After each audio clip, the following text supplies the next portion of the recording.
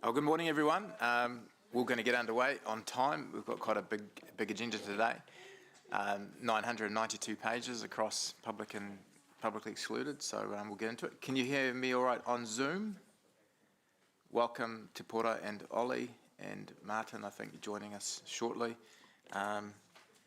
Just in terms of timings today, we'll go over it in the run sheet, but we're aiming for an 11 o'clock morning tea and lunch at 1.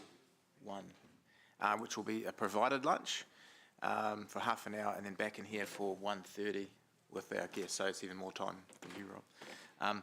I do ask that we keep questions to mission critical, and potentially, if there's more than 2 questions, I might just come back to everyone. I was thinking about keeping debate at 2 minutes, but I think you all can work that out amongst yourselves. What else was I going to say? Last economic development meeting of the term, so I'm hoping to get a photo with you all at some point and celebrate. And depending on how the mood is at the end of the day, possibly contribute something towards the cause down the road. So we'll see how that goes. Fantastic. Okay, we'll start with apologies. Councillor Rob. Chair, just to inform you that I need to be away at 11:30. Hopefully for less than 90 minutes, and I'll either come back to the chamber depending on where I end up, or come on Zoom this afternoon. Sure, thanks. Councillor Mark? Yep. Partial apologies.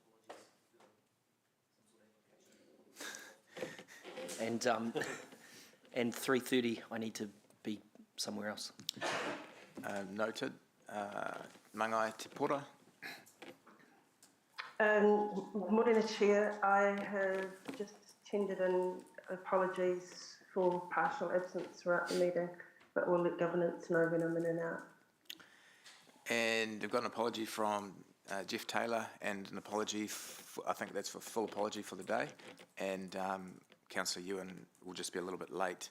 And with his apologies, I'll just ask when we move the agenda, I just want to keep the Chair's report sliding, just so Ewan can be here for that, because he contributed to it, so not a major there. Okay, I'll move the apologies be accepted. Seconded, Councillor Maxine, thank you. Confirmation of agenda as the run sheet. Sorry? Oh, sorry, vote on the apologies. Any against? Carried unanimously. Thanks, Carmen. Confirmation of agenda as before you. Just noting. Thanks, Councillor Maxine and Councillor Rob. Just noting the morning teas, lunchtime, etc. Any against? Carried unanimously. Any declarations of interest? None. Public forum? None. Confirmation of previous minutes?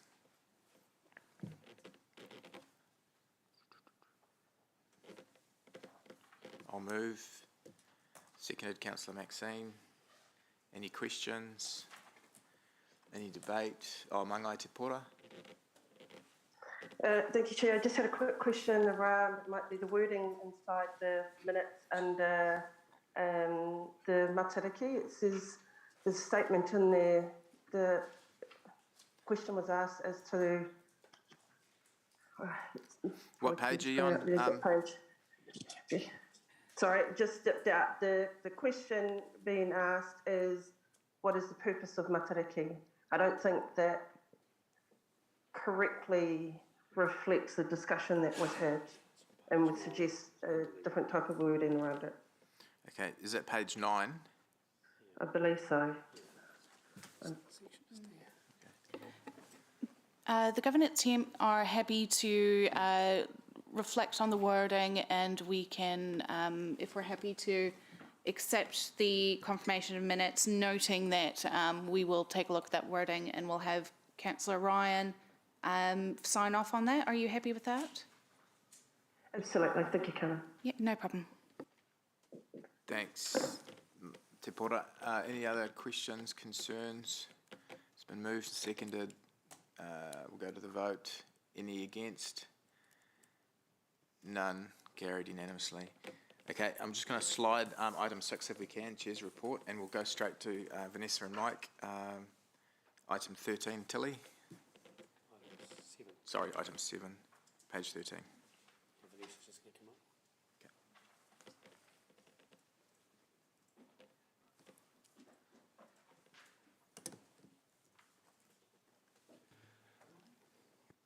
Morning, Vanessa. Did you want to give a very brief high-level summary, and then we can just take questions? Does that suit you? The report covering the past 6 months, obviously we had a few factors in play, such as going into the red traffic light system and then going into the orange one. Throughout the report for the first 6 months of 2022, it basically has, we just spent a bit of time covering off the impact within the business community out there. And obviously this 6 months is looking, the 6 months we have coming up now, looking significantly different to how we started the year.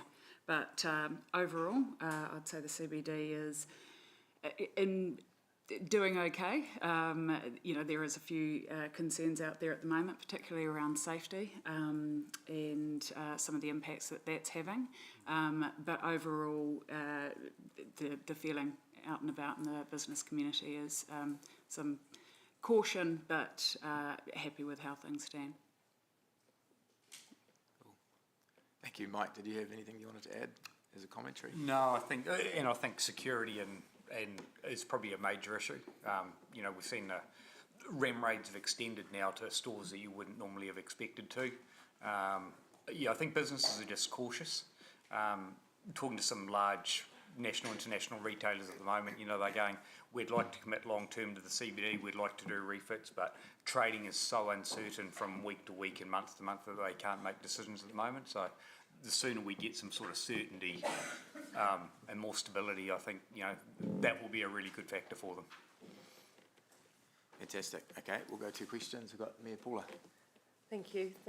Thanks for bringing up the safety issue. I am interested between now and my meeting with Minister Hipkins, which is coming up, to talk with you some more about what key messages from the central city there are. In terms of that, is the issue? Are you seeing an increase in that kind of opportunist smash and grab or run in and grab type crime, or what's happening in the CBD? I know what's happening out in the outlying dairies and liquor stores and service stations, etc. What's the picture like here, please? Well, I'd say actually just changed over the last week in that we've had 2 stores broken into this week that have been outside of the normal scope of what we've seen around RAM raids and smash and grabs, which have predominantly been jewellery stores and stores with leisure wear, that puffer jackets, those sort of outdoors. This week, 2, one on London Street and one on Barton Street, that have been hit have been a designer children's store and designer clothing store. So this is a new, or another area that obviously has become of interest to having that sort of activity happen. That is of huge concern that it's going wider. And yeah, the feeling out there is a lot of concern about actually what action is going to happen, because there's been a lot of talk about trying to improve things. There's been talk about the police and the fund, particularly around the retail fund. There isn't a great understanding out there of how that's being administered, what it's going to mean to actual businesses that are operating on the street, and how that's going to positively impact them. So at the moment, there's a whole lot of questions and not many answers, and probably no obvious change to the environment that makes it any better that they've seen, over a number of years now. That the RAM raids have become quite highlighted. Thanks. I might make a few comments and debate on that, and also fill you in on what little bits of that I can. Just another question on that, though. Yesterday we had a really enlightening and uplifting kind of workshop around the design principles. I've forgotten what it... Public design guidelines, thank you. my first day back in the office. It was really exciting. And I asked about the role of septaidal crime prevention through environmental design. Now, Vanessa, I imagine, because you've been asking for this for some time, that you've got some key ideas around how placement of street furniture, planting, lighting, all of that could play a part in the revitalisation of the CBD. Because we don't want rows and rows of unattractive bollards as the barrier between shoppers and... No, and I mean, my understanding is there hasn't been the opportunity to perhaps put those in a lot of cases. So I think rather than there being the elements of what can't be done, we need to look at what can be done. And when you look at street furniture, there are opportunities to utilise that to cycle create street furniture, to create planters, safety elements. other stuff like that, art, etc. It's creating a deterrent, I think, is really the key. You know, I know I've come just on Anglesey Street, I think I've been with a hammer smashed 3 times in the last 3 months, you know, and it's stuff that you don't see, you won't see it in the paper. You know, possibly some of it doesn't get reported, but it affects confidence, not just of who it's happened to, but the immediate neighbours as well. And it's really starting to, I think, Significant morale impact. around safety. Good is timing probably for the the biggest minister's issue. visit then this week, isn't it? Yes, So can we he will talk some- certainly notice some plywood, I Yeah. would think. Yeah, so if we can talk about some talk points, that would be Because really... that's another good point, those plywood, it's like something gets ram rated, they might not be able to open for another 2 months. By the time you replace joint, it's not like we'll replace the glazing and we're up and running, it's you're down for weeks and months, it's And quite an issue. that brings me to another final question. In terms of input to the district plan, because there were some requirements like ceiling to floor glass, for example, for retails on certain streets, which may not be fit for purpose at this in these new circumstances. So you're putting your head around that kind of thing, I imagine. I've provided comment on that over the last sort of year. Just is there opportunities that we can look at redefining that floor to ceiling glass requirement, you know, with elements of window display and other things where there can still be the opportunity to visually see something engaging, but it doesn't have to have that insecurity of just glass. And I think there are, again, opportunities like the street furniture around Thanks. design elements. I won't spend more time on it, but I could, but I won't. Great, okay. There you go. Would you like to move it, Mayor Paula? Absolutely. Okay, I've got a question from Mangai Te Pora. Martin, did you want a second? Te Pora. It quite follows on from what Mayor Paula was saying. I just really want to, and I don't think it needs to be answered here, but perhaps receive information as we go. How bad is this ram raid or the theft, the idea of theft and potential violence? What is the magnitude of threat on the central business anyway in terms of numbers, and what have we got in place to sort of have an outlook on where this is all coming from? So my sense is that this is we're dealing with the times of running business. Sorry, could you articulate it to a question? We're just drifting a bit beyond the report in front of us. Can we get fair enough. Can we get just information around the actual numbers, and I think there's a bit more information than just saying it's an issue for us. What exactly is the issue, and what does it look like for us in the future over the next couple of months or? Through you, Mr. Chair, through the Safer City Task Force, which I sit on with Waikato Tainui and Inspector Macbeth, we can get you an update, Mangai Te Pora, on some more of that. We, in fact, Inspector was due to give us another update anyway, and she's quite happy to do that. We should hook you guys up too. Yeah, thank you. Thanks. Thanks, and Blair was just also suggesting the CBD Advisory Committee could come back with some more information. Have they got another meeting? 25th of August, potentially. Yeah, look, we probably could get Inspector Macbeth to come and give an update to that. It may be a closed update, but it would be an interesting informational exchange. Okay, happy with that. Te Pora? Oh, God. Yeah, thank you. Okay, thank you. There's no other questions. We will go into debate. It's been moved by Mayor Paula, seconded by Councillor Gallagher.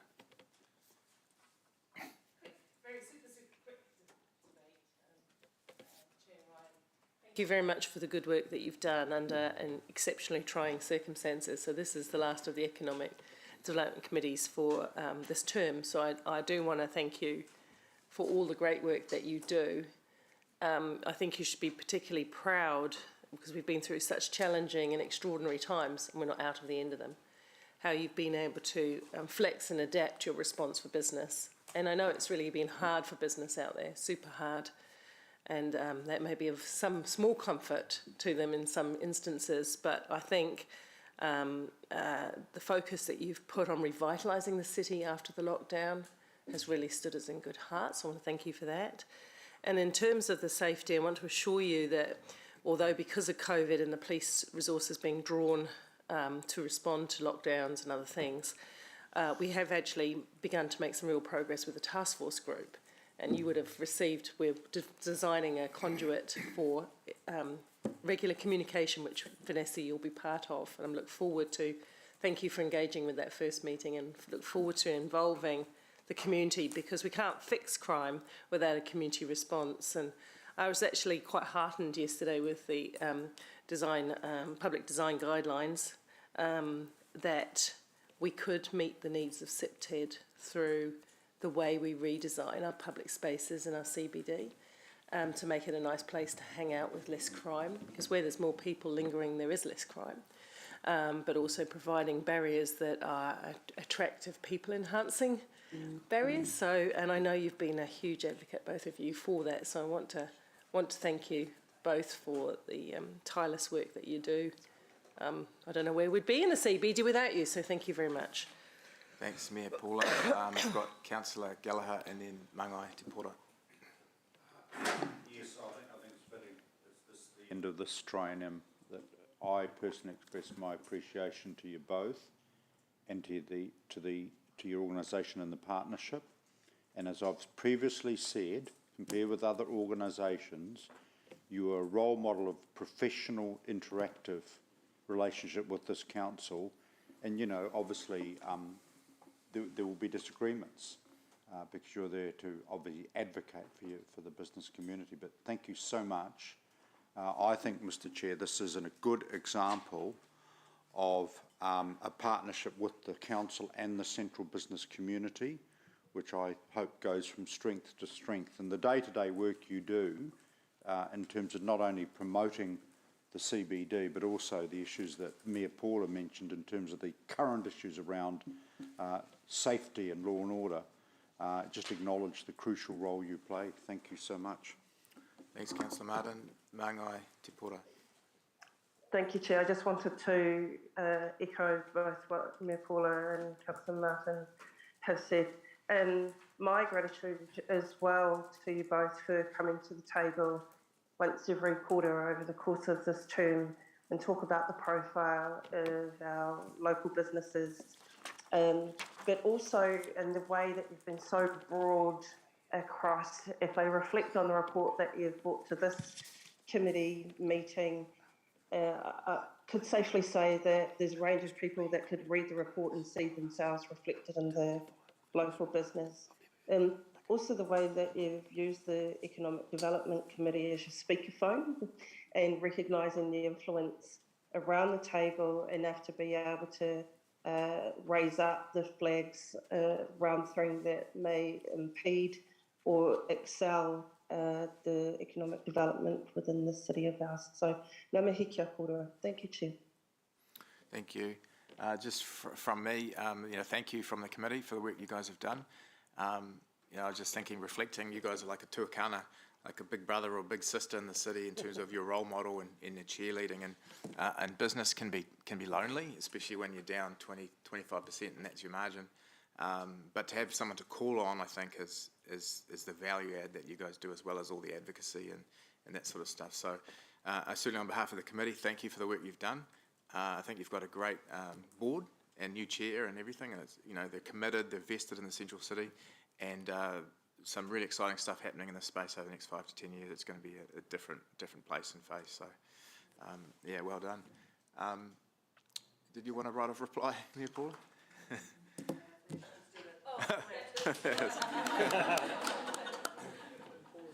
Very good. That's even shorter than just one word. That's good. I like it. Okay, we're going to go to the vote, which is on the recommendation just to receive the reports. Been moved and seconded. Those in favour? Any against? None. Carried unanimously. Thank you. We go to item 8, Hamilton and Waikato Tourism. I believe our guests are joining us from Zoom. They should be online. I think I saw Nicole online. Did you want to introduce them, Sean? Or? Just want to check that they're online first, I guess. Yeah. Yep. Oh, yeah. Yeah, good morning, kia ora. I don't think I need to introduce them, Chair. Okay, we're in your hands, Nicola. Good morning. Welcome. Thank you, kia ora, ata Maria. Lovely to see you all on the screen. Probably I should have come into the chambers to see you this morning. You've got our report in your information pack, and I'm just sorry, Councillor Hamilton, I'm not sure what page number that starts in your information pack. 26. So you've got that. The only probably things I'd just sort of point out is reminding that the year has been rather challenging, as you've just heard from Hamilton Central Business as well. You know, over the year of 12 months, only 1.5 months has actually been green activity, for want of a better description. So it has been a challenging old time for tourism, events and hospitality across the country, across the world probably, but more so for us in the Waikato and Hamilton, Kirikiriroa. What I'd probably also like to point out, if we go to the page in your report that's entitled Commercial Accommodation in Hamilton, I'm just going to talk about that a little bit. For Hamilton commercial operators, commercial accommodation operators, you've been achieving 73% occupancy rate across much of the year. And other than the dip when Auckland and Waikato were in lockdown, Hamilton outperforms any other district in the country. So that's something to be really, really proud of. Hamilton, Kirikiriroa, 73%. The national rate is 37% occupancy. So I think that's something just to remind ourselves that we're often number one and sometimes number two, but often number one across the country when we look at that from a council area. Activity, even though we've been in lockdown, that has not dampened down our activity in the office. We've rolled out many campaigns. Some of them have been rolled out multiple times when they've had to be delayed or shortened and pulled back to respond to lockdown levels, and then rolled out again. But our activity has been far greater than we've ever really rolled out. That overall paid campaign activity impressions has been 35 million over the year. So a lot of impressions from our paid advertising. Our media activity, we've hosted media now that we've been able to, and really been putting out the content and creation of content and media articles, that our readership for the year has been 6.7 million. So there's been some really great activity there. More recently, probably just outside of the year that we're reporting on, with international visitation allowed again, our team have been offshore a number of times already. We've been into Australia twice, selling business event venues and selling to travel trade. We've been into the US, into the eastern seaboard of the US, selling to travel trade. Our neighbouring RTO has represented us in the UK market, and we're about to head up to Singapore in the next couple of weeks. So we're back doing the mahi that we love and really shouting from the rafters of come to the Waikato, come to Hamilton, Kirikiriroa, and really driving that international visitation as well. I think for the sake of expediency in your agenda, I'll leave it there and leave it in your hands, Councillor Hamilton. Thanks, Nicola. Just a quick question from me, and I'll go to Mayor Paula. Is that 73% accommodation skewed by emergency housing? No, they changed how that was reported mid-year and then backfilled that data that the MSD contract and MIQ have been removed. Wow. They're deemed to be longer term stays, so they have taken those out now. And so the data that you've got there and the graphs and trends that you've got are true visitation. Fantastic, thank you. I've got Mayor Paula and then Maxine and Te Pora. Good morning. Thank you for your report. Very well set out, so very easy to digest. Two questions. One is around the work that you and I entered into about supporting food and hospitality and how those conversations are progressing. And the second one is, thank you, and the second question is about now that the borders are open, what do you think our focus in Hamilton needs to be to maximise the benefits of people returning for travel, for business travel and for leisure travel in New Zealand? We start with the hospitality. As you know, and I'm sure that I hope that your committee there are aware, we did conduct a food and beverage tourism strategy last year, and we have developed an advisory group to activate those actions that were recommended in that strategy. So we've got hospitality representatives at that table. Hamilton Central Business Association is at that table as well. So we're moving on some actions around Provenance Mark and a berry activation for the summer period.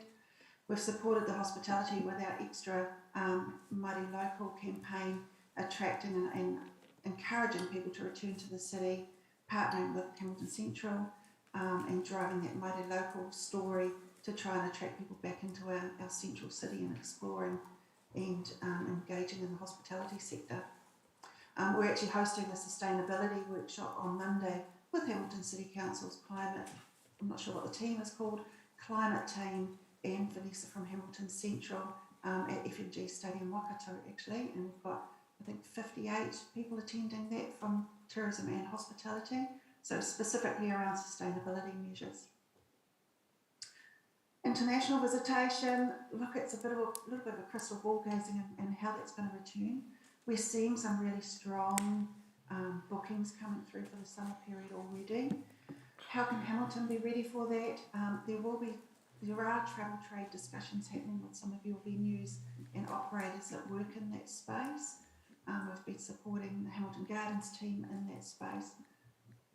For Hamilton, the challenge is probably going to be, we'll take the win of 73% occupancy rate in our commercial accommodation, but that is also going to be a challenge going forward. It is a challenge for securing more events for our city, and it will be a challenge for our international travel people to be able to make bookings.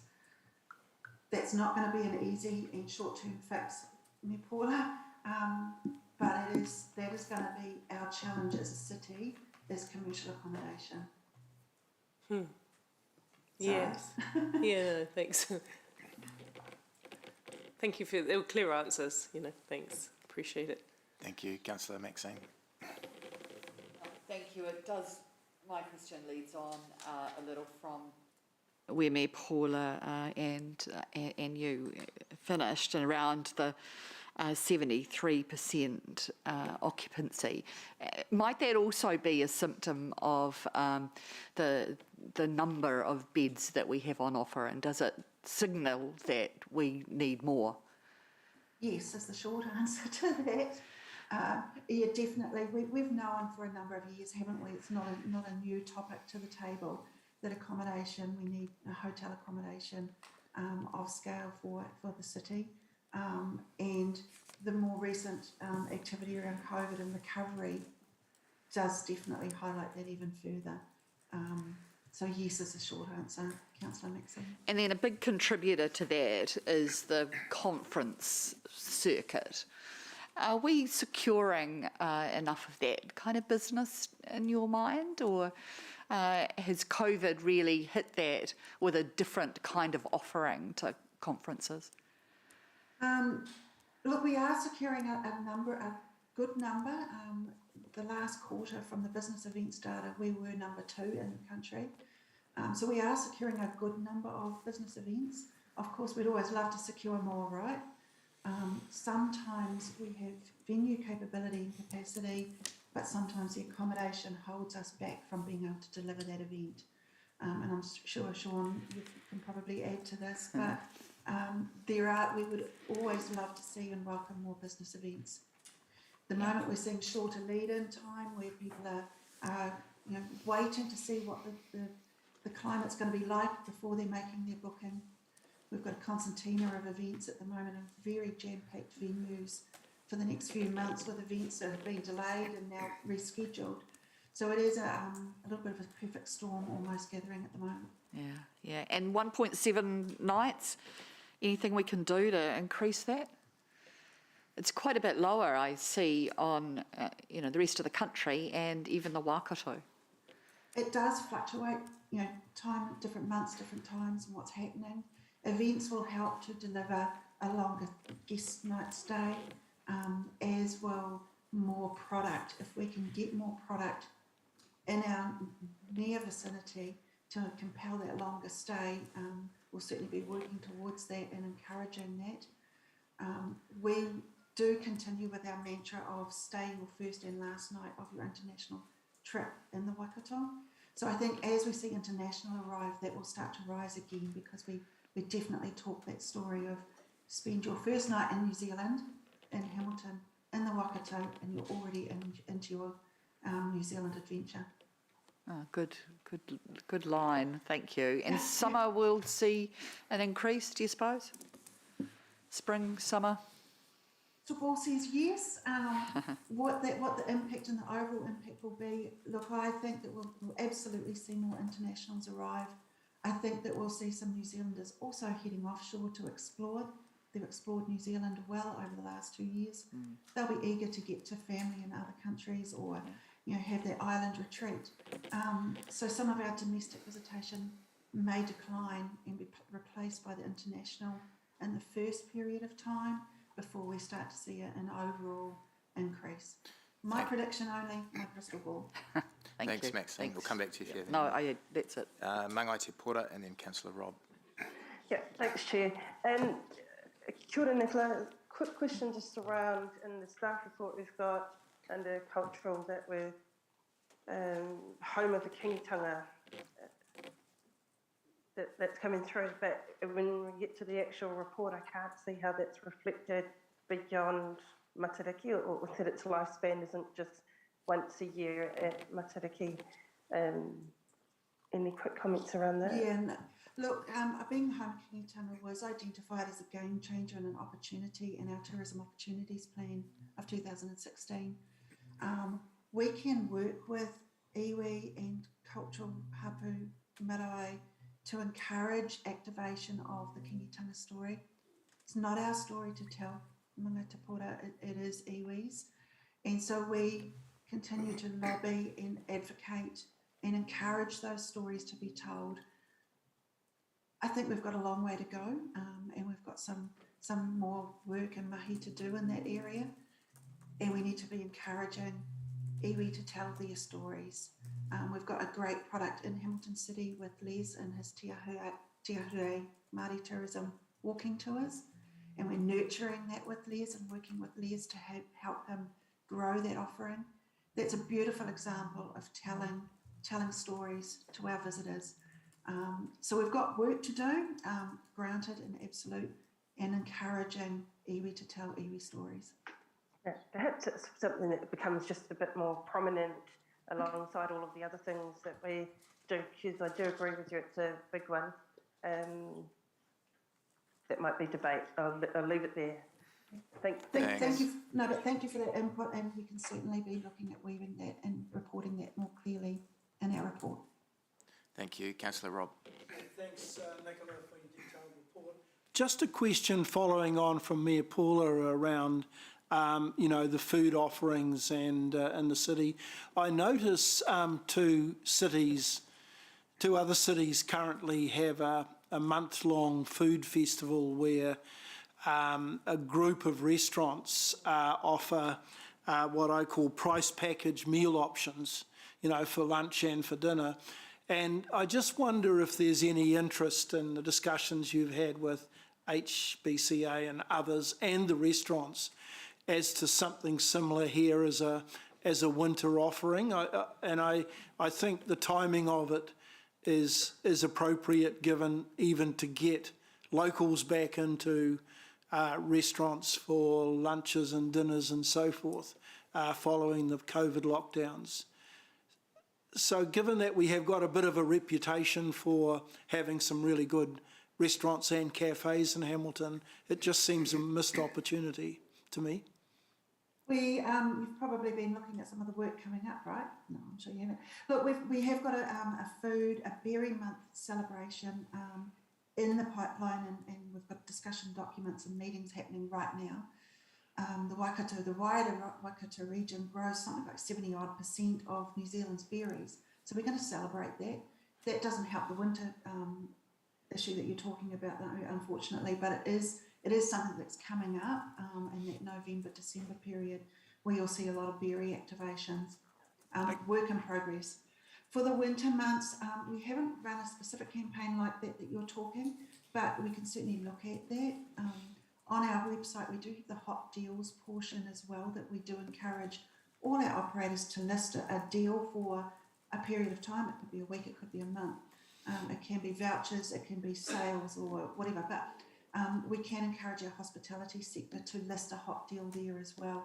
So that's certainly something that we can look at a little bit more in the coming, a more immediate future. And there is an interest, is there, Nicola, from the restaurant sector to do this sort of event? Whether it's the same as Auckland and Wellington, it doesn't have to be, but operating in a similar vein. The representatives we have on our advisory group say yes. We haven't gone out to the wider group yet until we've got a little bit more of a package structure around it. Okay. But at the moment, the advisory group, it's ringing fairly well in our ears at the moment. Great, thank you. Thanks, Chair. Thank you. It looks to be the end of questions. Are you happy to move that one, Councillor Rob? Okay, seconded by Mark Donovan. We will go to debate. Thank you, Nicola. Nothing to debate. Seconded by Mark. Did you wish to say anything? Mayor Paula. Port, very easy to understand, and the work that you're doing. Thank you for stepping into that space with hospitality, because about 6 months ago when we got together, it was in a bit of a different situation. So I think there's great optimism now that we can pull something good together by working in partnership. So really appreciate the part that you've played in that as well. So in terms of hospitality, Rob raises some very good questions, and I know that Hospitality New Zealand, yourselves, HCBA, and various hospitality providers are thinking about things and rolling out series of progressive dinners and degustations and making their mark on. I went to a fantastic degustation at Furnace, so they're looking at new dining experiences to coax people out again, and I think that's the way forward. So, and in terms of the confidence in Hamilton, I think that's excellent to see that we have that high commercial occupancy, and it should be used to leverage greater confidence in Hamilton as a business community and as a visitor destination also. Taking on board, we all agree with you, and we're all working extremely hard around the extra hotel accommodation. I know when I was first in this role alongside some of my colleagues, we went, show us the hotel, show us the hotel, which is still my war cry, show me the hotel, because I think we all want one. So we're with you on that ride, and if we can deliver, if we can pull that rabbit out of the hat, we'll all be, there'll be a celebratory wine on that one, I think. Thanks.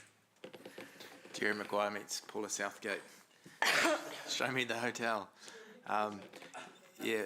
Just from me, Nicola, thank you on behalf of the committee also for the transition from Jason, who was very dynamic in that role, and it sounds like you've gripped it up really well. Also, agree with Councillor Rob and the food bowl piece. Te Kopu Mania, Harakai, we're right in that garden centre of New Zealand in the mighty Waikato, so there's plenty of opportunity here. And obviously Food Waikato was unable to do so sustainably and unfortunately dissolved. So if the whittle to you is to do so and to do so sustainably, and certainly we'll be right behind you, supporting you in that endeavour. So thank you very much. And thank you to Hamilton City for your ongoing support and the mahi that we do. So thank you, greatly appreciated. Fantastic. Okay, we'll go to the vote. Those in favour, receiving the report? Carried unanimously. Thank you. Thanks, Nicola. Okay, we will go to CoLab, item 9. Welcome, Kelvin. Kia ora. Kia ora. In your hands. Great, thank you. Thank you everyone for the opportunity. Look, I'll keep this brief only to say that it was hard getting my head into the game on this because it's a year old and so much water has gone under the bridge since the report period that this relates to. So, look, I'll throw it open to the floor with that context and happy to take any questions. Thank you. Just before you do, Calvin, you did mention to me that, out of interest, the board recently considered the 2022 annual report, so you may just want to provide that context as well. Yeah, sure. Sorry. Thank you, Blair. So, yes, the board obviously was subject to the resource and constraints of Audit New Zealand, which is why this report is so late. The board on Friday last week did approve a unaudited annual report for the year to 30 June 2022, and that will be made available to shareholding councils later this week. Thanks, Calvin. Just a quick question from myself. In terms of future government reforms, local government reforms, I think you guys have been quite active in that. Could you just give a quick commentary on where you think the CoLab's going to add value to that process, or where it is adding value, and what you think the pressure points are? Yeah, thank you, Chair.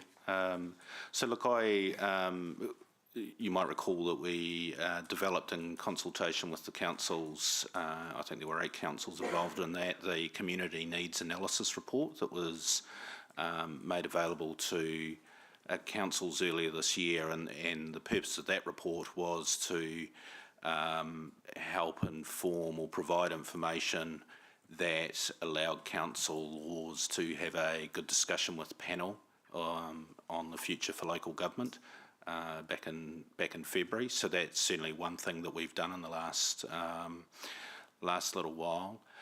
We currently have on the go, we're in early stage planning for this, a secondary project under our shifting landscapes banner, which is again we're looking at how we might respond to the draft report from the panel that's due to come out in October. And so the plan is, and this was raised at the CE forum last month, the plan is that we will get the chief executives together on a facilitated discussion in the next few weeks, along with subject matter experts, to work out how we can position ourselves to respond collectively, if that makes sense, but certainly with a strong voice. And I met with Gary Dyer, who sponsors that project, and Rob Rodnax yesterday to have a chat about how that workshop might look. We suspect that we'll end up having a couple, and I feel that there's probably a place for the mayoral forum and some advocacy and strong voice through that forum that will come out of that piece of work. So that will happen over the next 2-3 months as well. Fantastic. Okay, thanks, Calvin. I don't see any questions, so we will go to move to receive the report. I'm happy to move, seconded by Councillor Ewan. Thank you, Calvin.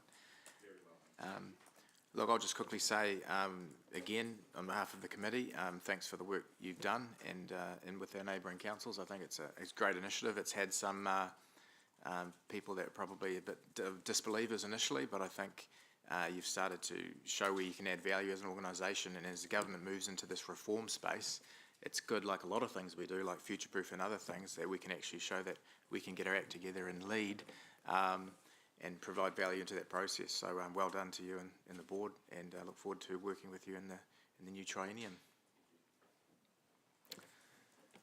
Okay, we'll go to the vote. Those in favour? Ollie?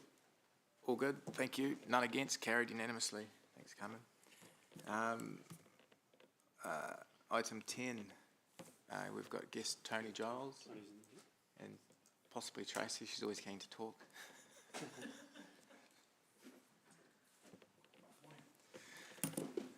Morning, Tony, welcome. Yep, thank you.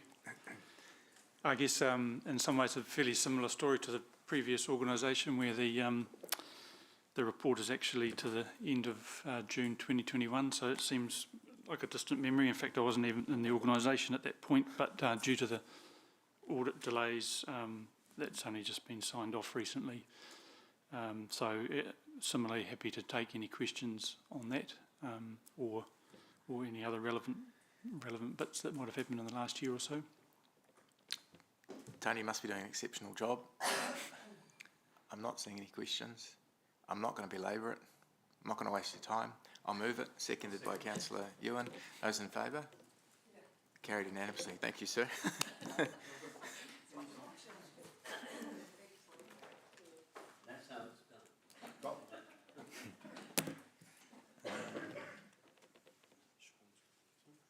Sean, item 11. Yep.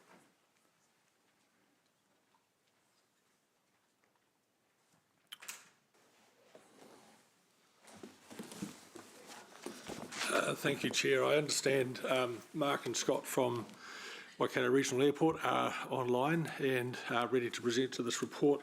I'd just like to make one observation for clarity. This report is a report against the draft annual report for the year end June 2022, just gone. So previous reports you've seen from other CCOs have been for the year end June 21. This one's 22, but it is still subject to audit. You have already received the 2021 report some months ago. So with that, I suggest we hand over, Chair. Thanks. Welcome, Scott and Mark. Sure. Thank you, Chair, and acknowledge Mayor Paula and Council. You've received, as Sean said, you've received a draft FY22 results, our annual report and financial statements. So I really don't intend to say too much other than to perhaps reflect on a couple of key points. One would be that the result exceeded budget and forecast for the year, so it was a good year in that context. Our diversification strategy has continued to serve us well as we've navigated another year of COVID through that period, as previously commented on, particularly from Nicola in respect of the lockdowns and restrictions we had. The hotel trading as an MIQ through that period offset our aeronautical business, so that was a very good result. And if we look into FY23, the hotel reopened on Monday, so we're not quite the hotel cavalry, Mayor Paula, but we are bringing, we have brought another 62 rooms to market from Monday, and some very strong indications of forward reservations, both in conferencing and sporting goods, so that's encouraging. And whilst we relaunch the hotel and that comes up to speed over the next couple of years, the aeronautical business has come back very strongly. July was exceptionally good. August looks to be strong as well, so we will reverse the situation in the aeronautical business, will support the hotel business over the next 12 months as that comes up to speed. Very little land sales in that FY22 period, so most of it was the trading performance of the business divisions. But I would say that we have very strong land sales settlements coming up. We have about $15 million of land sales settlements in October this year once title is issued. So we expect to have a very strong FY23 on the basis of those and our underlying trading performance. So all in all, we're feeling very confident about the business. And I'll leave it at that and take any questions, Chair. Thanks, Mark. I'll just quickly start with one. Good to see in the report the redevelopment on time, in budget, and exciting to see that. Any commentary just around that? Well, I hope, as the 50% owner of the company, I hope you'll be pleased when you walk in when we relaunch the terminal. So the official opening will be in December, and I think we're very happy with the way that it's come together. As you say, pretty much on time and on budget. And this market has been quite astounding, really. Yes, I think when you walk, there'll be a soft opening in October and the formal opening in December. So I think you'll be very impressed with what you see. Thanks, Scott. Looking forward to getting an invite to both, hopefully. I think you'll be on the list. Fantastic. I've got a question from Councillor Maxine.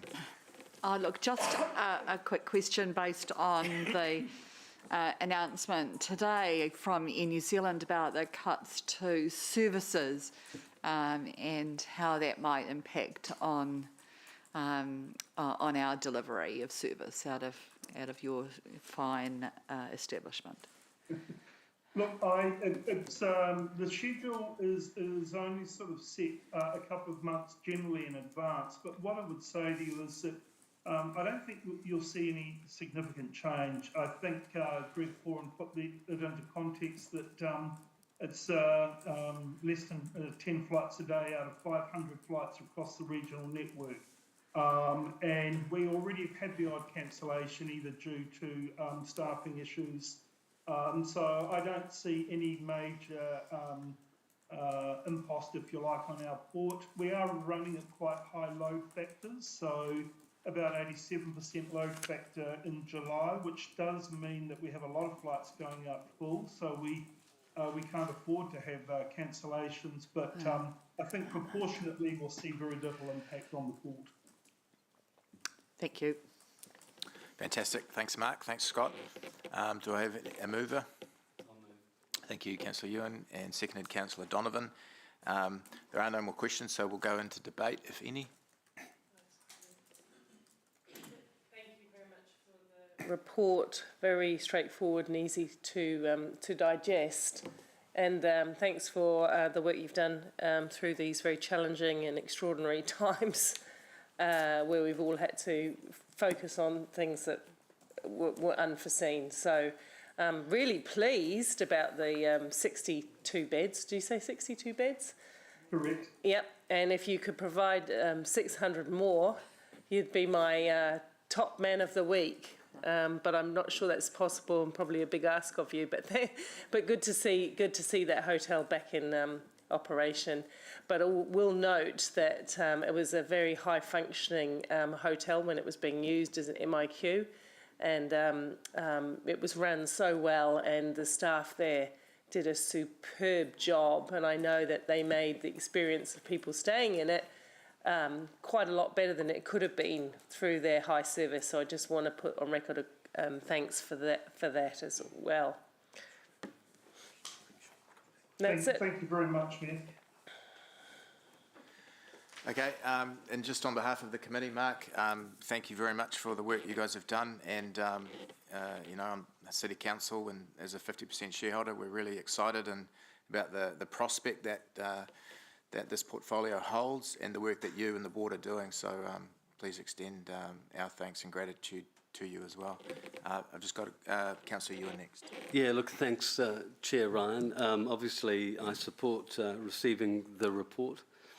I think the airport company can be congratulated with the way it's currently managing this very fluid and dynamic marketplace. I want to take the opportunity to just express, though, that in managing this airport, we have to reflect on why we as a City Council are invested as a shareholder, and it's to enable a world-class airport to operate, not necessarily a world-class property development company. Now, I accept there is a balance. And I'm not suggesting that we're out of balance, but I just want to remind everybody that its core focus is to run as an aviation gateway and an economic enabler. By all means be diversified, but I never want to think that we're losing our core purpose, which is to run a world-class aviation gateway. Secondly, I'm encouraged with some of the income coming in, particularly from the land development or the property development, and so I look forward to the board contemplating, when appropriate, that a dividend is made available to the loyal shareholders and the ratepayers of Hamilton. Because in a commercial context, shareholders would be having that same expectation, and I don't think it's unreasonable for the ratepayers of Hamilton to have some similar expectations. So generally, congratulations. It's wonderful. Keep the balance right, and don't forget that we're a shareholder expecting some returns for our investment. Councillor Gallagher. Yes, bearing in mind your wise advice to me the other day around brevity, I just want to obviously endorse the observations that Councillor Wilson has said, but just want to put on record how proud we are of our complete airport team. You know, right from the baggage handlers to the people who greet you and help you in the terminal, to the people who are developing our property precinct. I think we are well served in terms of the totality of our airport team. And I personally, as a Hamiltonian, are very, very proud of them and the service they give, and certainly acknowledge as shareholders ongoing dialogue with the airport. But what a great, wonderful facility. Thanks. That brings us to the end of our debate. So we'll go to the vote. Those in favour? Excuse me, Chair. Sorry, may I just have a right? Just 1 second, Mark. No, you're not actually. Sorry, Mark. Okay. We're in debate. That's been moved unanimously. Thank you, Mark. Happy to give you a comment now. We've closed debate. So I just wanted to respond to Councillor Wilson and just to sort of highlight to Council that we are very focused in our aeronautical business. We have spent and will spend somewhere in the order of 25 million over the last 18 months and over the next 12 months only on our aeronautical business. We are investing in a jet taxiway network, so first major aeronautical infrastructure that's been commissioned at the airport in the last 12 years. That starts at the end of this year. And I can't go into too much detail, but we're actively engaged in detailed negotiations on a new flight school and on the expansion of a helicopter base here. So I just want to reinforce that we see the property strategy has enabled, for argument's sake, the 15 million investment in the terminal has enabled the airport company to fund that without debt and without shareholder support. So I think we're very mindful that we are a property developer and investor that enables us to underpin the growth of the aeronautical business. Thanks, Mark, for that comment. We'll close it out there. Have a good rest of your day. Thanks very much. All right. What we might do, councillors, is just go to our chair's report that we deferred earlier, which was item 6. Sorry to keep you waiting, Nicholas. We'll come to you next. And I'm just going to ask Councillor Ewan to lead us off. This is actually right at the back of the agenda, as it was a late item. My bad. Thanks, Ewan. Yeah, look, thanks, Chair Ryan. I want to start by saying how much I've enjoyed working with you as chair over the last 3 years. And if I was being brutally honest, when this committee was formed and I didn't get the chairmanship, I was a little disappointed. In fact, I sulked for a few months. But what I realised to my annoyance quite quickly was actually you're very smart and very capable and have probably done, well, I know have done a very, very good job. So my gratitude and my acknowledgement of your capability. And I have no doubt we'll see more of that in the next term. turning my mind now to actually what we've achieved. I think we've achieved a great deal. I think there was a period of about a year as I was getting over myself and we were getting ourselves collected. But then I think with the help of all of the council and the management team, particularly Mike and Blair, we've started to make incredible inroads in enabling sustained economic growth. And I think we've now positioned ourselves as an enabler, and we've done it in a way that we still respect other parties like Te Waka and the role they play. And we've been able to leverage the Mayor's office when we've needed to. We've been able to bring in multiple players to help produce some significant and meaningful outcomes, some of which we're going to talk more about later on today, which we can't expand on now. But I'm excited. I think some acknowledgement has to be placed to those I've just commented about. I think I'd like to finish off by saying in the next term, an Economic Development Committee is still vital, whether that's sitting with finance or some whatever. We've just got to keep this machinery because it's making a difference. And often these investments pay dividend, significant dividend, long term. And where we've erred in the past as council is the stop-start nature. And so I would just encourage us to have some longevity going forward. Thanks, Ewan. I'll just carry on the theme and also acknowledge Ewan having been put in the role of chair with Ewan as deputy, knowing his history and of long involvement with economic development. It certainly kept me on my toes, and Ewan's always a good agitator and distiller of bringing out the best. So it's been acknowledge his role beside me in that as well. And of course, Mayor Paulo, with the structure of the ED committee, I'm glad. I think everyone around this table is glad it was reformed. And obviously, I think now it stands on its own. It's stood up and it's sustainable. Something I didn't mention in the report, obviously, was the sister city work we've done that sort of cross relationship with the mayoral office, and bloody hard in COVID to do anything like that. But we've put a lot of groundwork in, I think, which, to Ewan's point about sustaining the mayoral office and the long-term relationships with some of those cities that were established in 1986 and 1987. There's some good groundwork there which I'd like to see continue and endure beyond political cycles.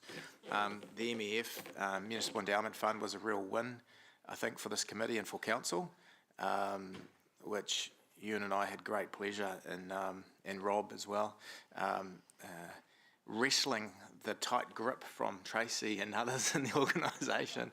But we got it standalone, and the real win was it stands alone from our debt to revenue ratio, which is the real beauty of it, which means we can make decisions unencumbered. We've got great policy around it. We did a solid for the domain endowment as well, because that's sitting there nicely ready to go too. And of course, Nick Wells ironically came back into the organisation, and his experience has helped grip a lot of that up too. And some of that stuff we're going to touch on later today, which is just awesome. So I won't wax lyrical anymore, but my thanks also to the committee. You've all been very supportive of me personally and the work we're doing. So I'll hand over to questions, comments. Councillor Martin. Both. I'll let it rip. Get discretion. Councillor Pascoe, because it's a bit of a triumvirate, because obviously the finance role and the vision and his own background I also acknowledge absolutely. Number one, I think, and I acknowledge the wonderful formal photo on the page 2 of your report, which has a great formality to it.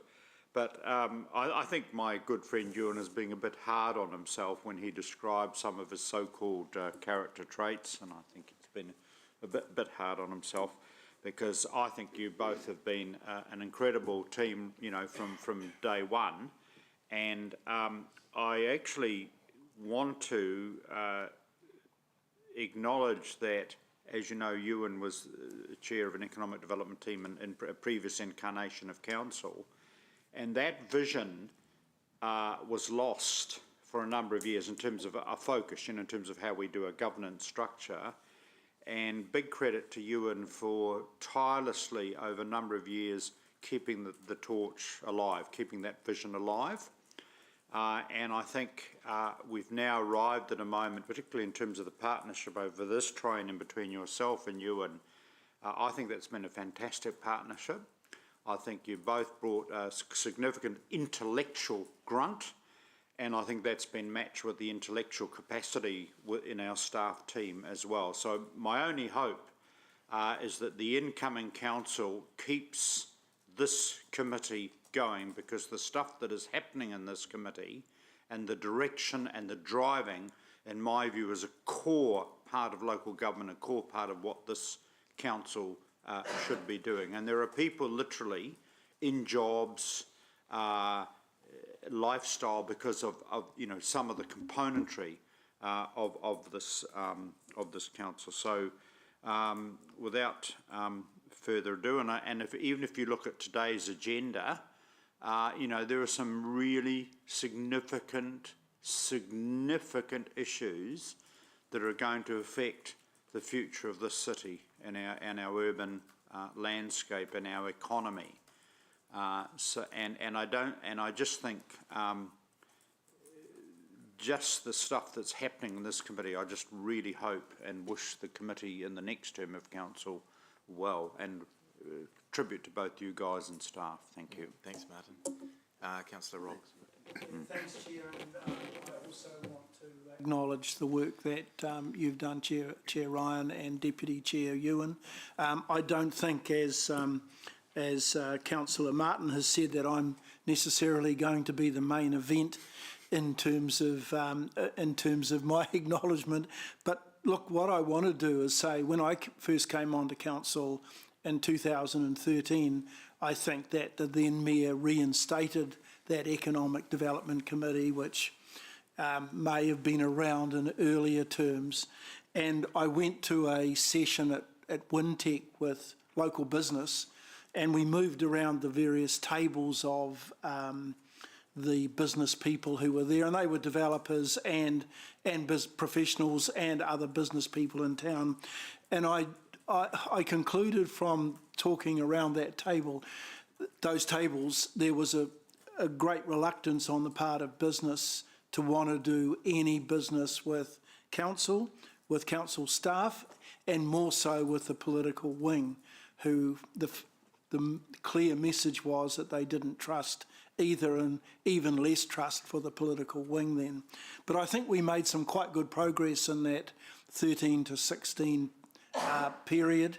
And then, blow me down, the next mayor comes along and disbands the committee. And I think that's probably, you and Councillor Ewan will know this better than I, but that's been the sort of nature of this Economic Development Committee, that it's been a stop-start. So I join him in urging the next mayor and the next term to ensure that this committee retains its presence and has that opportunity to continue that development, because I think we are a long way ahead in terms of that trust that I detected wasn't there back in 2014. I think we've built that trust. We're not always going to be on the right side of business, but I think that there are a good deal of things that we can ably do with business to get good outcomes for the city. So you also mentioned, Ryan, the MEF, and you know, we almost lost that in the last term because that was really going to disappear into ether and become a non-entity. So I'm really pleased and proud of the little contribution I've made in this term to get that MEF reinstated again, so that it has got its own ownership and status, and that it does become part of investing in some of the economic development opportunities that will exist for council, hopefully to partnership with business, but also for council to do in terms of getting those good outcomes like hotels and all of the other things that we talk about on a regular basis that just seem to be so hard to get across the finish line. So thank you and good luck, because I won't be here next time around, but good luck with convincing the Mayor of the day to keep this committee going. Thank you. Thanks, Rob. Mayor Paula. I also thank you to Ryan and Ewan for the good work and the staff that have supported this committee. And I do want to throw a little bit of kudos backwards, because this was born out of I think of day 2 or 3 of me being the mayor, conversation with the previous chief executive, Richard Briggs, when we talked about a wellbeing approach that was inclusive of all the wellbeings way back then. And of course, that led to us agreeing to set up an economic development committee and an environment committee, 2 areas that needed more focus. And I think the model has been successful, and I think a lot of it comes down to the skills that both you and with the chair and deputy chair bring to this committee. The amazing staff we have who are such brilliant thinkers in this space. The data approach that we have as an organisation is really stunning. So, you know, like I want to think that makes it easy to make good decisions when you're data-led and informed. And yeah, it had a little bit of a bumpy start. We were just finding our feet, and along came COVID lockdown, and then we were, you know, trying to navigate all these complex matters from the end of a Zoom room.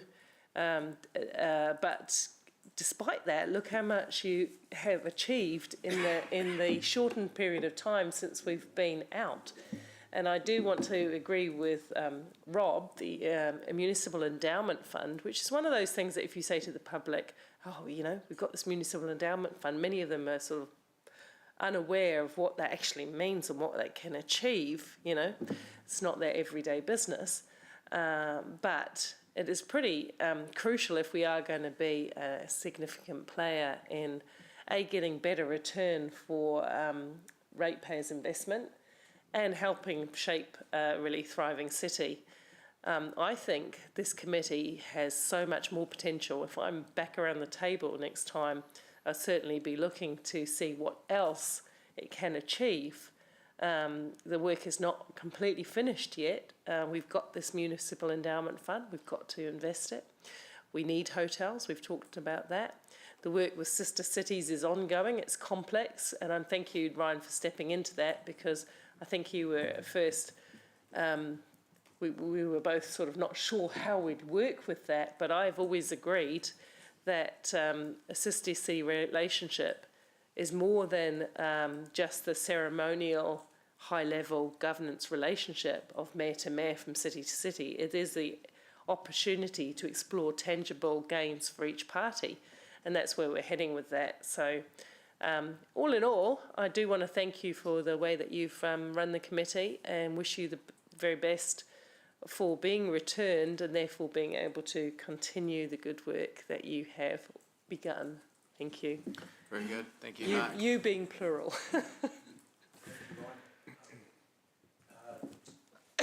Really, probably continuing on the words that the others have said around the table. When I joined council last year, I was excited about being allocated to this committee. So thank you, Mayor Paula. It's much appreciated. I know I've only been here a short time, but I will jump on the coattails of all the success that we've all generated, and I will include myself in having helped in some small way. Look, Hamilton has been home for me for nearly 30 years, and I can tell you when Rob was talking about that business forum, I was probably one of those guys sitting at that table going, ooh, why would we do business with council? But look, the view's definitely changed. I totally support what Rob's saying. There's a much more positive, stronger vibe out there now.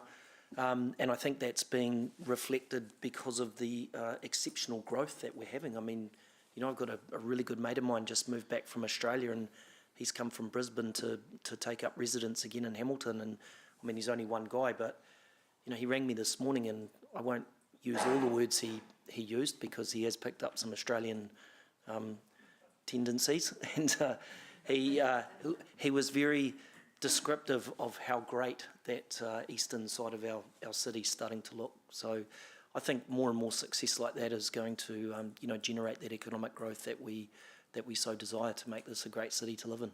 So well done to committee so far, and I hope that I get re-elected and can be back on this committee. And Mark's noted that he is restanding as of 3 hours ago. Yeah. Okay, I'll move it. Councillor Ewan will second it. We'll go straight to debate.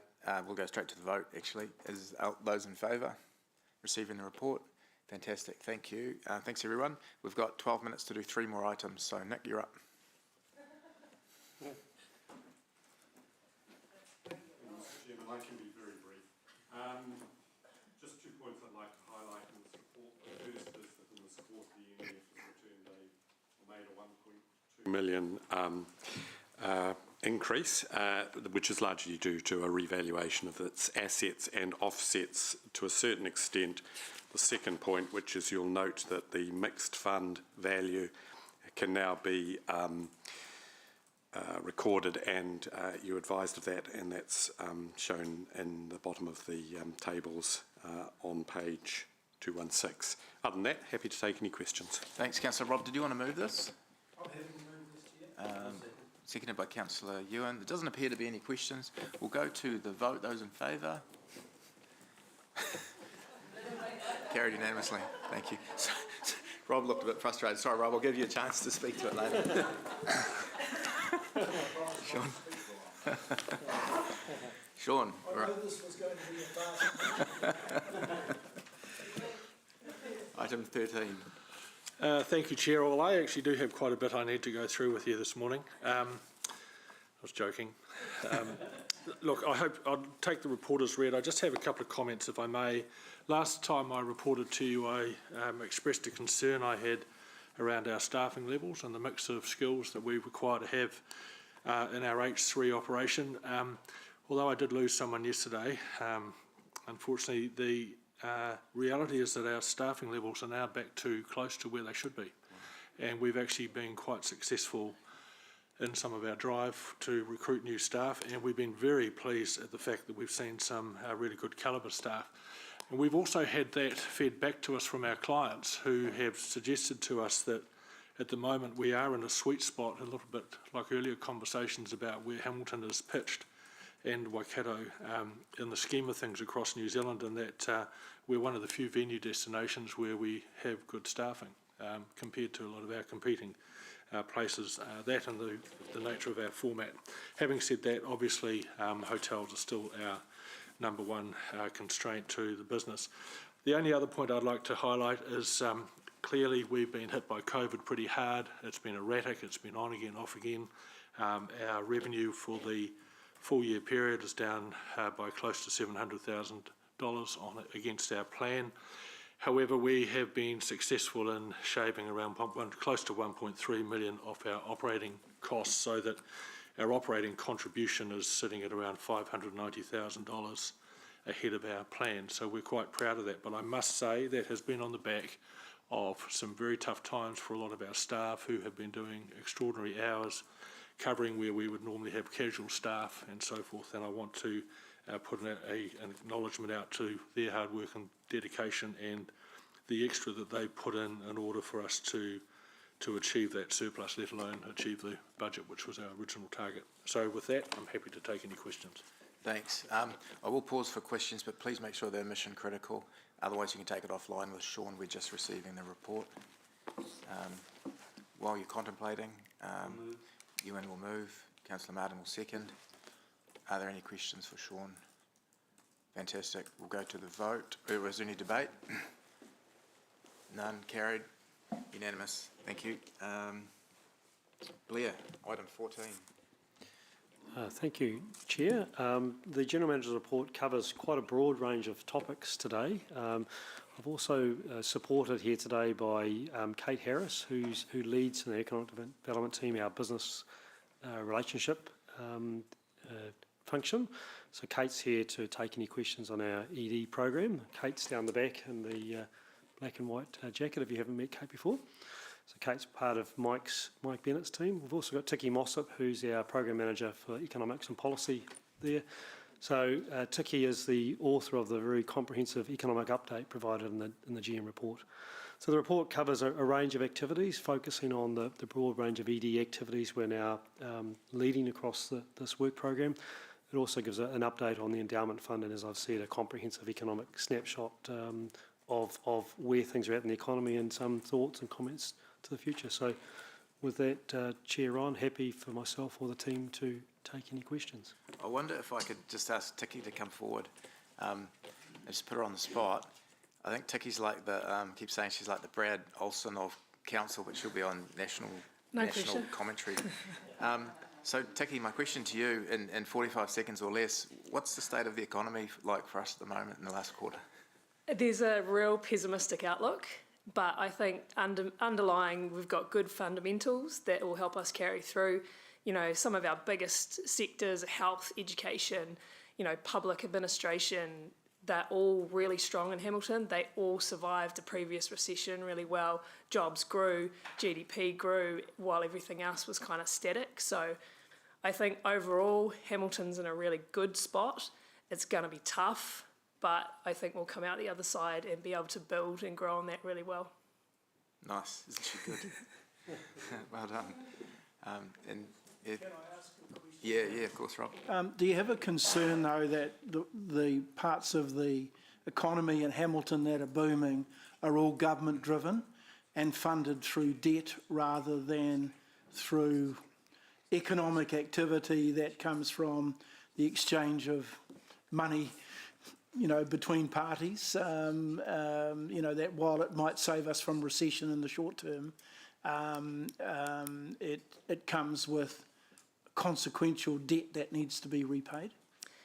There's always that balancing act, right? And what tends to happen in our economy is that, they might help us ride through a recession, but actually then our other sectors pick back up again and you kind of re-establish a bit more balance. Yeah. Okay. Absolutely. So, yes, I think it's part of a recession and it's part of helping the whole country as a whole, but also there's a risk. In other words, there's a bit of a risk there that there if it doesn't happen at the other end, we end up with a recession anyway. Absolutely. Or potentially end up Absolutely. And if you look at some of the historical ones, they dragged on because there wasn't enough government kind of support to keep things up. There was too much concern about the debt. And, New Zealand has really good debt levels internationally. We've ridden out COVID and not been nearly as high as some of those other countries. So. Okay, thank you, Chair. Thanks, Rob. Thanks, Tiki.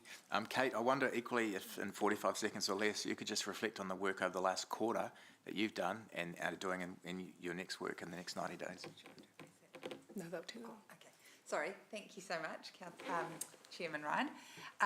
So in terms of where a chunk of my work has sat, it's been with the Cultivate Trust and the launch of Tech in the Tron. So Tech in the Tron is a centralised hub, so a website that we will keep updated and it will continue to stay alive, coupled with a 12-week launch campaign, even though we want to stay away from the word campaign, but it's probably the easiest way to describe it so it resonates with people.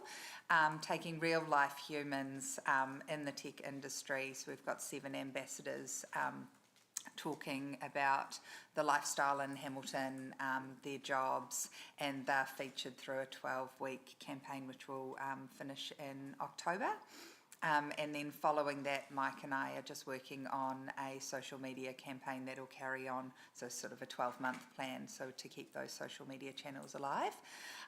Probably our greatest success is TikTok, which is quite interesting.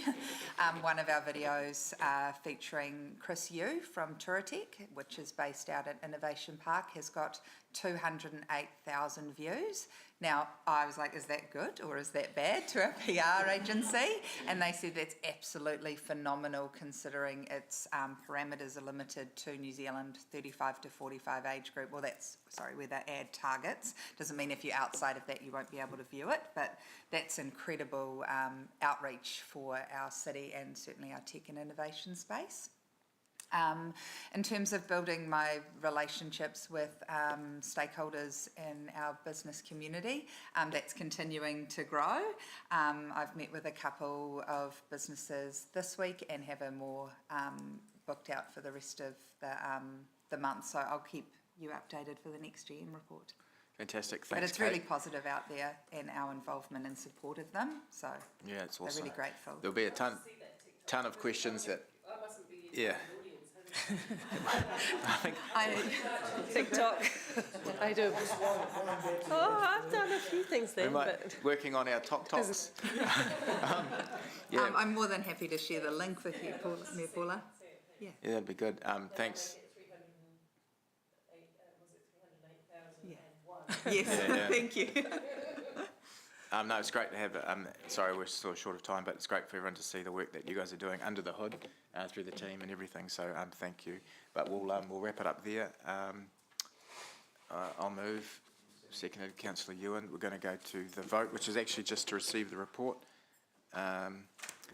Any debate? Yeah, just very briefly. I think for any organisation, the biggest fear is you're flying in cloud and you have no reference. You're not getting good data or intelligence. You can't see where you're heading. With the quality of staff we have, and we've just had a brief example of that yet again, we are getting so much data and so much intelligence. And when you have that, you make informed and well-educated decisions. And we should be really proud of the people we have and the information they're supplying us. Because if we're agile, we interpret the information, we will make this a long-term sustainable organisation and our input. So again, just thanks to the team. Mayor Paula. Ditto. Very good. All right, we'll go to the vote. Those in favour? Thanks, Ollie, for hanging in there. Wonderful. That's been carried unanimously. We'll just move to go into public. I'll move. Seconded by Maxine. Those in favour? Carried. Unanimous. Fantastic. Okay, we're going to break for morning tea.